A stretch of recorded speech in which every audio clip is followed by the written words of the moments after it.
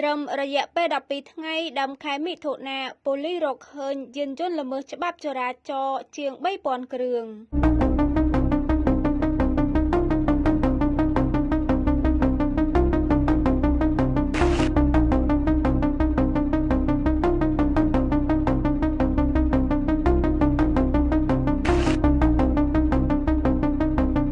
អគ្គស្នងការនគរបាលជាតិបានឲ្យដឹងថា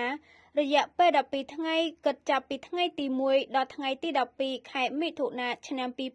2025តាមរបាយការណ៍ពីនាយកដ្ឋាននគរបាលចរាចរណ៍និងសណ្ដាប់ធ្នាប់សាធារណៈស្ដីពីការរឹតបន្តឹងច្បាប់ចរាចរណ៍ផ្លូវគោក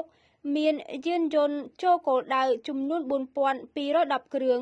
ក្នុងនោះរកឃើញយានយន្តល្មើសសរុបចំនួន3125គ្រឿងតាមប្រភពដដែលបញ្ជាក់ថាយានយន្តចូលគោលដៅ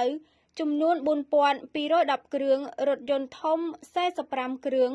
រថយន្តតូច1409គ្រឿងម៉ូតូ2756គ្រឿងក្នុងនោះរកឃើញយានយន្តល្មើសសរុបចំនួន3125គ្រឿងរថយន្តធំ29គ្រឿងរថយន្តតូច978គ្រឿង